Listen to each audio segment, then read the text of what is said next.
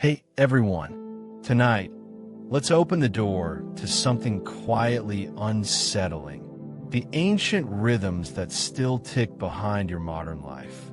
Before you get too cozy, maybe dim the lights a bit. Let the world around you fade into the background hum. If you got a fan nearby, let whisper. That sound, that steady pulse, you're already halfway back to the Middle Ages without realizing it. We think our world is built on logic and progress, that our alarms, deadlines, and office hours are inventions of smart people in suits and waistcoats who measured productivity like clockmakers. But the truth is older, weirder, and probably wearing a robe. The modern workday didn't come from industry. It came from monks. Yes, monks. Men who decided that the only way to stay close to God was to live on a schedule so strict that even sleep felt like sin. They were the first humans obsessed with time, not because they had meetings or projects, but because they believed every hour belonged to someone holier than them. Back then, bells were everything. Bells ruled the day, the air, and the mind. They marked dawn, meals, prayers, repentance, and regret. The world outside those stone walls might have followed the sun, but inside, time belonged to a choir of iron voices. Every ring echoed the same command. Stop whatever you're doing and obey. A monk's day wasn't measured in tasks, but in devotion slots. Little pockets of surrender carved out by bells. They called them the canonical hours: matins, lauds, prime, terce, sext, none, vespers, and compline. Names that sound more like passwords to a haunted library than prayer times. At each one, they dropped everything, whether they were writing, eating, or simply staring at a wall, and began to chant, kneel, or whisper to the ceiling. It wasn't about efficiency or even purpose. It was about control, the divine kind. Thinking wasn't part of the schedule. Following was. The goal wasn't freedom.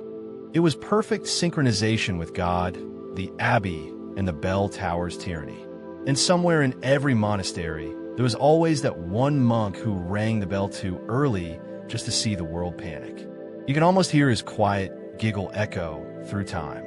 Outside those walls, people began to imitate the rhythm. Farmers waited for the bell before starting work. Towns opened their markets when church towers sang. And slowly, without noticing, the entire world was taught to kneel before a clock that didn't yet exist. Centuries later, the Industrial Revolution arrived. All gears, coal, and clever men with pocket watches, and everyone assumed they invented time discipline. But they didn't. They just stripped the prayers out of it. They took the monastic schedule, removed the faith, added paperwork and profit, and called it progress. Factories ran like monasteries made of smoke. The whistle replaced the bell. Instead of monks chanting, there were managers shouting. Instead of divine obedience, there was economic survival. But it was the same structure: wake, work, pause, eat, repeat. The sacred cycle, now in steel and soot. Even your lunch break, that sacred little pause in the middle of the day, has holy roots. Monks called it sext, the sixth hour, a time to pray, reflect, or sneak in a bite before continuing their divine accounting. You still do it. Only now, you scroll through your phone instead of your sins. So tomorrow, when your alarm blares and your hand smacks the snooze button for the third time, remember this: you're not modern. You're medieval. You're still obeying the echo of some ancient bell. The 9 to 5 didn't evolve. It escaped. It slipped out a monastery window, traded its robe for a suit, and learned to say, "Let's touch base after lunch." The monks at least had silence, candlelight, and wine that counted as breakfast. You have email notifications and existential dread. But deep down, it's the same dance. 1,000 years later, we're still trying to please the same invisible authority. We just stopped calling it God and started calling it productivity. You think you wake up because you want to But that alarm? That a monk's bell, ringing again, centuries later, still telling you when to rise, when to eat, and when to feel guilty for not doing enough. If you've ever sneezed and heard someone whisper, "Bless you," you've just participated in one of humanity's longest-running reflexes. Not kindness, not hygiene, panic that never retired. It began in an age when a sneeze wasn't a sneeze. It was a premonition. In the 6th century, the plague wandered across Europe like a touring celebrity, and every cough was an audition for death. One sharp inhale, one sudden explosion of air, and the people around you began planning your funeral. They believed the sneeze cracked you open. For a heartbeat, your soul slipped loose through your nose, and the devil, who apparently had excellent reflexes, might snatch it before you breathed again. People didn't carry tissues. They carried superstition. Then came Pope Gregory the Great, a man who understood marketing. He announced that every sneeze required immediate divine counterattack. Say "God bless you," he ordered, turning basic lung maintenance into a community sport. One person sneezed. 50 souls shouted prayers into the air like medieval Wi-Fi. Picture it. Roosters crowing, church bells arguing, carts creaking over cobblestones, and somewhere in the chaos, villagers shouting blessings at each other between sneezes. It didn't heal anyone, but it made everyone feel slightly safer, the way whistling helps when you're scared of the dark. Failed to say it, though, and people looked at you as if horns were about to sprout from your forehead. Neglecting the blessing was like refusing to pull someone out of quicksand. A sneeze without a prayer was an open door for the devil, and no decent Christian wanted that sort of reputation. Centuries passed. Science arrived. Germ theory replaced demons. But the reflex stayed fossilized in manners. Now we bless people because not blessing them feels wrong, because silence after a sneeze sounds rude. We've forgotten the fear, but kept the choreography. And it's absurd, really. The only thing escaping from a modern nose is a fine mist of bacteria accelerating faster than your last Amazon delivery. Yet instead of stepping back, we lean in and mumble "bless you," as though holiness can outrun droplets. Still, the phrase refuses to die. It's ancient muscle memory, a superstition dressed in polite language. You're not being thoughtful. You're performing a tiny exorcism from 1,000 years ago, keeping an invisible devil out of someone's sinuses. So the next time you sneeze in a crowded elevator and hear a dozen automatic "bless yous," remember, that's not courtesy. That's medieval crisis management echoing through a century of coughs. The Middle Ages never ended. They just learned table manners. There's something quietly absurd about the way we eat. The neat rows of cutlery, the clinking of metal, the polite choreography of it all. You think it's normal, civilized. But a few hundred years ago, the little fork on your table would have made you a blasphemer. Yes, that innocent piece of silver sitting beside your plate once terrified the church. It wasn't seen as a utensil. It was a threat. When the fork first crept into Europe, sometime around the 11th century, it arrived like an alien artifact. Foreign nobles from Byzantium brought them along, delicate gold prongs meant to spear bits of fruit and pastry without dirtying their fingers. To them, it was elegance. To everyone else, it was heresy with a handle. The priest said God gave humans everything they needed to eat. 5 fingers, perfectly crafted by the divine blacksmith himself. To prefer metal over flesh was not refinement. It was arrogance. God's work is perfect, they preached. And yet you replace it with tools? People listened. They always did when guilt was offered for free. There's a story, half history, half warning, of a Byzantine princess who married into a proud Venetian family. She brought her glittering forks across the sea, used them at dinner like a civilized angel, and scandalized half of Italy. The local clergy whispered that she had offended heaven itself, and when she died of the plague not long after, the priests nodded with smug satisfaction. They said her golden prongs had summoned God's wrath. After that, Europe retreated. For centuries, fingers ruled the feast. Nobles tore meat with bare hands and wiped the grease on tablecloths, or on the nearest dog. Knives were allowed because they had biblical precedent. Spoons were tolerated because they looked humble, but the fork? Too dainty, too foreign, too suspiciously devil-shaped. It didn't matter that unwashed hands were slowly killing everyone with dysentery. Faith was stronger than reason, and reason hadn't yet invented soap. For hundreds of years, dinner was a battlefield of crumbs, pride, and plague. But fashion, as always, did what faith could not. The Italians fell first. The Renaissance elite decided forks were chic, and the church, tired of losing arguments to silk and wine, eventually looked away. Soon, everyone wanted one. France, Spain, Germany. The infection spread faster than any sermon. Except England. England, proudly late to every party, declared forks effeminate nonsense. They mocked anyone who used them, until, inevitably, some royal dandy used one in public. And just like that, heresy became etiquette. Now the fork sits quietly in your drawer, waiting for dinner. Nobody fears it anymore. Nobody calls it sinful. But it hasn't forgotten what it once was, a symbol of rebellion polished into respectability. So the next time you twirl spaghetti or politely stab a piece of chicken, know this: you're performing an act that once meant defiance. Once upon a time, the church looked at a fork and saw temptation gleaming in silver. And maybe they were right. Maybe the fork is dangerous, because every time you pick it up, you're choosing progress over superstition, logic over fear. That's what makes it beautiful. Every meal you eat is a quiet victory over the kind of people who thought cleanliness was a sin. Before weddings were about flowers and photo filters, before love was even considered a valid reason to marry, men were already finding excuses to behave badly the night before it happened. The medieval world called it the stag night, the ancestor of every modern bachelor party, minus the electricity plus weapons. Marriage back then wasn't romance. It was real estate. Families bartered, lands changed hands, and the bride was often treated like a peace treaty with better hair. The groom's feelings were mostly irrelevant, except, apparently, for one final evening of freedom that tradition insisted on celebrating with chaos.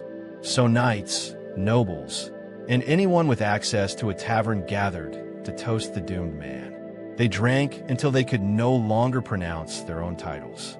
They gambled, they sang, they shouted promises to never grow old or sensible. It wasn't so much a party as it was a collective act of denial. They called it a farewell to youth. In practice, it looked more like the end of civilization. Tankards slammed on wooden tables, dice clattered, torches flickered as someone climbed onto a barrel to make an emotional speech that turned into a hiccup. The symbol of the night was the stag, wild, proud, untamed, everything the groom was about to stop being. For a few hours, he was celebrated as a creature of freedom, even as the clock ticked toward domestic captivity. Of course, there was always that one friend who took it too far. A duel would break out. A table would catch fire. Someone would end up naked in a moat swearing eternal loyalty to beer. The church called these gatherings feasts of sin, which, to be fair, wasn't entirely inaccurate. Priests warned that drunkenness before marriage invited the devil to your honeymoon. The warning had the opposite effect. Knights treated it like a challenge. If sin was inevitable, why not make it spectacular? Over time, the tradition trickled down the social ladder. When knights lost their armor and merchants gained money, stag nights moved from castles to taverns. The swords became mugs, the odes became songs, but the ritual stayed the same, a farewell to self-control. Morning always arrived the same way. Pale light, pounding heads, missing shoes. The groom woke in a puddle of regret, swore never to drink again, and then went off to a ceremony he wouldn't remember clearly. The rest of his friends went home pretending nothing happened, though someone always carried a story too good to forget. Today, the armor is plastic, the swords are inflatable, and the ale's been replaced by cheap vodka and neon lights. But the core ritual hasn't changed. A group of men, standing on the edge of responsibility, try to make one last noise before the silence of commitment. So when you see a groom stumbling through the city at midnight wearing a crown and regret, you're not looking at a fool. You're looking at history, the echo of 1,000 stags charging into matrimony, antlers first. Somewhere, in a dusty monastery, a monk is still praying for them. When someone dies, we instinctively reach for black. It feels respectful, inevitable, as if grief itself has a dress code. You button the shirt, not the tie, and step into history without realizing it. But the truth is, this ritual isn't timeless. It's fashion that outlived its season. Long before the world decided that sorrow should be painted in darkness, ancient Rome dressed its mourners in white. Pure, simple, reflective. White was the color of peace, of departure, of letting go beneath a hot sun. It said nothing of despair, just completion. Then came medieval Europe, which never met a good idea it couldn't turn depressing. Somewhere between plagues and crusades, someone decided grief wasn't about acceptance. It was about performance. You had to look like you were suffering, and nothing screamed, "I am devastated," quite like the color black. There was just one problem. Black dye was expensive. True black, the kind that didn't fade into gray or purple, required rare pigments and complicated chemistry. So when the wealthy appeared at funerals draped in flawless shadow, it wasn't only mourning. It was marketing. Look, their clothes said, "I can't afford to spare." Peasants, of course, wore whatever was already stained dark enough to pass. Brown, sooty gray, dirt masquerading as fashion. But the idea caught hold. Grief had to be visible. The darker, the better. The more lifeless you looked, the more sincere your sadness. It spread across kingdoms, across centuries. Mourning became a costume. Rules were written about how long you had to wear black, depending on who had died. A husband? A year. A cousin? Maybe a month. A neighbor? Just enough time to be seen. Even monarchs turned mourning into theater. When Queen Victoria lost her husband in the 19th century, she turned grief into an empire-wide dress code, wearing black for the rest of her life. The world followed. And just like that, the color of loss became universal. But here's the strange thing. Black doesn't actually comfort. It absorbs light. It traps heat. It hides stains but magnifies absence. When you see a crowd dressed in it, you feel the weight of centuries pressing down, a silent chorus whispering that sadness must always be elegant. We don't question it. We just keep doing it. We buy the suit, the veil, the tie. We lower our eyes and think it feels right, never realizing that what we're really doing is reenacting a medieval trend that got too popular to die. Every funeral is a fashion show for the dead, one that began as a status symbol and fossilized into tradition. Maybe there's something fitting about that. Death has always been the great equalizer. It takes kings and beggars the same way. And yet, for one final hour, we still try to outdress each other in darkness. So when you stand at a graveside and the black fabric around you ripples like a shadowed sea, remember, this isn't instinct. It's inheritance. The Middle Ages stitched it into your closet, and you never took it out. Somewhere in your house, there's a door that creaks every time you open it. You don't think much about it. You just push, it groans, and you step through. But if you lived a few hundred years ago, you wouldn't have touched that handle so casually. You would have knocked first, not for manners, for magic. The habit of knocking, 3 quick raps, polite and rhythmic, started as an exorcism. Ancient people believed spirits lurked in wood. Trees that had been cut down still carried whispers, echoes, tiny chambers of trapped souls. When you touched the wood and knocked, you were waking the guardian spirit inside, asking for protection or permission to enter. It was half prayer, half bribe. Then the church arrived, as it always did, and quietly rebranded superstition as etiquette. Knock before you enter sounded more civilized than to stir the tree ghosts. Over time, the ritual lost its explanation but kept its rhythm. Even now, when you rap your knuckles against the door before walking in, you're performing a ghost-handling ceremony no one remembers. You think it's courtesy. It's folklore hiding in plain sight. The same goes for the phrase touch wood. You say it to ward off bad luck after tempting fate. I haven't been sick all year, touch wood. You think it's a figure of speech, harmless habit. It isn't. It's a survival echo. You're bargaining with invisible powers through furniture. The ancient mind never really left. It just learned to use IKEA. Superstition survives because it's comforting. Rules are easy to forget, but habits that promise safety, those sink deep. The medieval world was built on that kind of faith. Invisible threats balanced by invisible protections. If you carried a charm, muttered a phrase, touched a relic, you could hold chaos at bay. The universe might still crush you, but at least you'd follow the protocol. And we still do. We throw salt over our shoulder, avoid walking under ladders, cross our fingers, knock on wood. We call it tradition, humor, quirk. But deep down, it's the same trembling logic. If you respect the pattern, maybe the darkness will respect you. It's strange, isn't it? Centuries later, we're still negotiating with the air. The world has changed shape, but the fear underneath hasn't. You can silence the church bells, drain the monasteries, pave the roads, but superstition survives, tucked neatly into gestures you perform without thinking. So tomorrow, when you knock before entering a room or tap your desk to seal good luck, pause for a moment. You're not just being polite. You're whispering to something ancient that still listens, still waits, just beneath the surface of the wood. When people raise their glasses today, it looks harmless. A little sparkle of glass, a cheer, a sip. You've probably done it hundreds of times. Weddings, birthdays, awkward office parties where everyone pretends to mean it. You say cheers, you clink, you drink. But the truth behind that sound is older, darker, and slightly paranoid. In the medieval world, trust was expensive and poison was cheap. Kings, nobles, merchants, everyone had an enemy. You didn't need to swing a sword when you could slip a drop of death into someone's wine and let etiquette do the rest. So drinking became an act of courage, a test.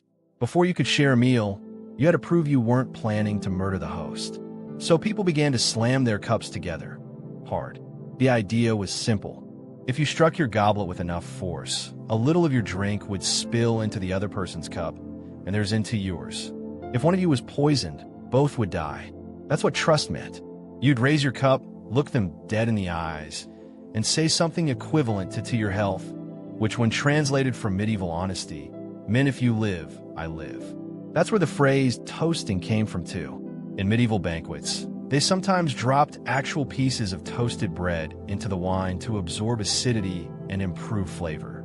The most honored guest got the last sip, the piece of toast floating in the dregs, soaked in everyone else's goodwill or germs. Over centuries, the ritual softened. Poison became less common, or at least more sophisticated. People kept clinking because it felt good, a small, shared ritual that made strangers seem less dangerous. The church eventually tried to baptize the habit, turning it into a symbol of fellowship, but the truth stayed the same. Every toast is a handshake across centuries of suspicion. Even the word cheers carries the ghost of that fear. It isn't really celebration. It's surrender. It says, I'm willing to drink from the same cup. I trust you not to kill me. Today, when champagne flutes meet with that clean, delicate ring, you're hearing the faint echo of metal goblets slamming together under torchlight, of men laughing too loudly to hide their nerves. The sound survived long after the reason did. So next time someone raises a glass in your direction, remember what you're really doing. You're joining a 1,000-year-old pact, a promise that once meant life or death, now disguised as politeness. You smile, you clink, you drink, and for a moment, history passes between you, bitter, sweet, and still faintly suspicious. Look at your hand. The left one, the one that carries the ring. A tiny circle of metal, smooth and innocent, sitting on the fourth finger as if it belongs there by natural law. You think it's romance, commitment. Maybe you think it's comfort. It isn't. It's ritual, older than the church that blessed it and older than the vows that made it sacred. The ancient Egyptians started it, or so the story goes. They believed a vein ran directly from that finger to the heart, a river of devotion pulsing beneath the skin. A convenient myth, tender and anatomical at once. The Romans liked it and kept it because the Romans kept everything that sounded poetic and useful. They called it the vena amoris, the vein of love. But when the Middle Ages arrived, love wasn't exactly part of the equation. Marriage was property with candles. The ring wasn't a promise of affection. It was proof of ownership. Gold if you were rich, iron if you weren't. A circle to show that the transaction had no loopholes. The church eventually moved in and gave its ceremony. During weddings, priests touched each of the first 3 fingers, Father, Son, Holy Ghost, before sliding the ring onto the 4th. That's how the finger became holy real estate. By the time people started marrying for emotion instead of alliance, the placement was non-negotiable. The magic had already set. The circle itself was important too. No beginning, no end. The perfect shape to trap a lifetime inside. It was a loop that promised permanence in a world that had none. In an age of plague and famine, a ring was a kind of defiance. It said, "Something of me will last." And people believed it. They wore the metal until their fingers grew around it.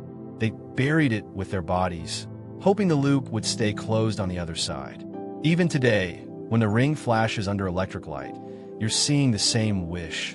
Continuity disguised as jewelry. You could wear it anywhere, really. But tradition insists on that one finger, that one side of the body, as if the heart would stop recognizing love if the geography changed. We obey it without thought, the way monks once obeyed their bells. The reason doesn't matter anymore. Only the rhythm does. So the next time you twist the band on your hand, idly, nervously, lovingly, remember that you're playing with a relic, not of romance, but of ritual.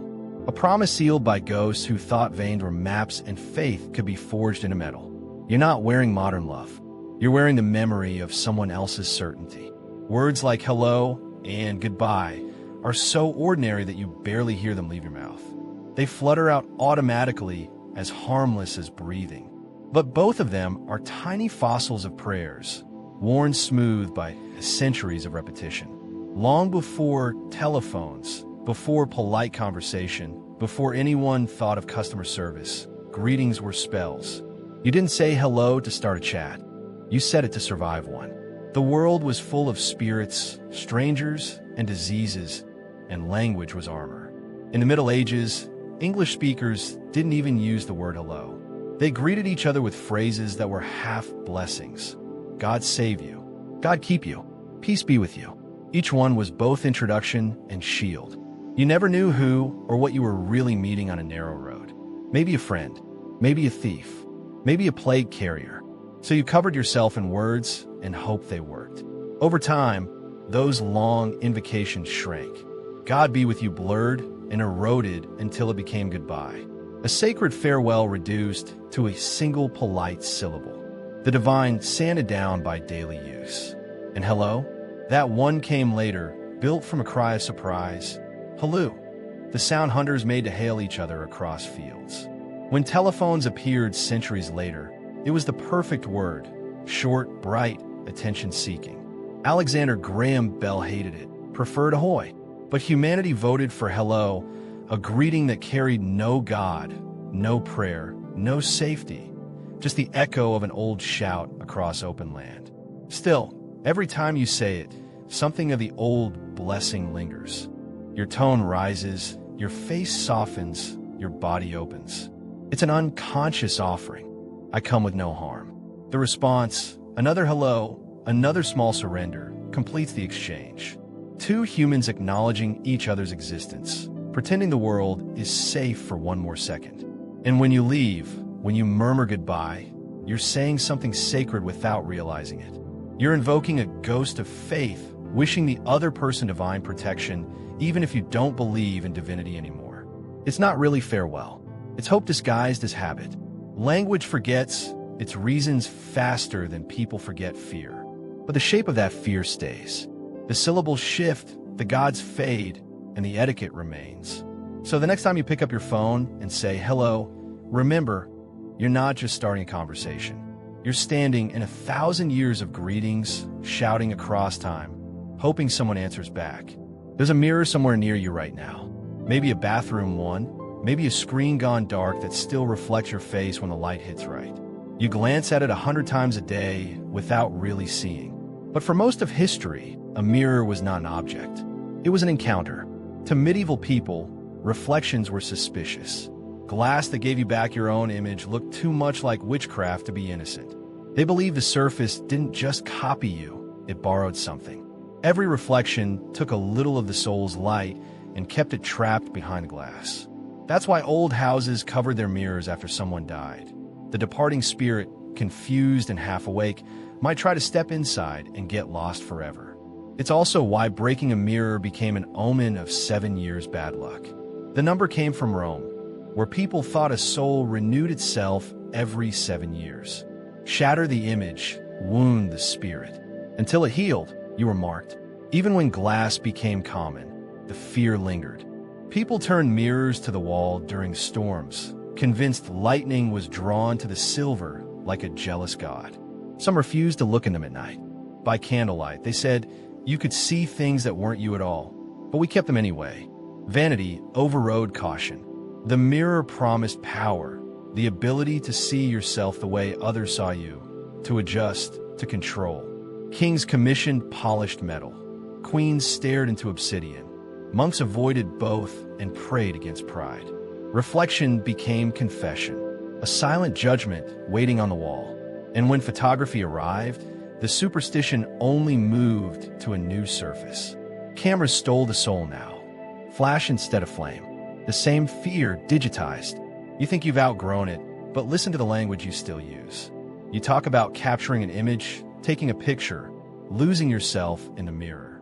The verbs remember what the logic forgot.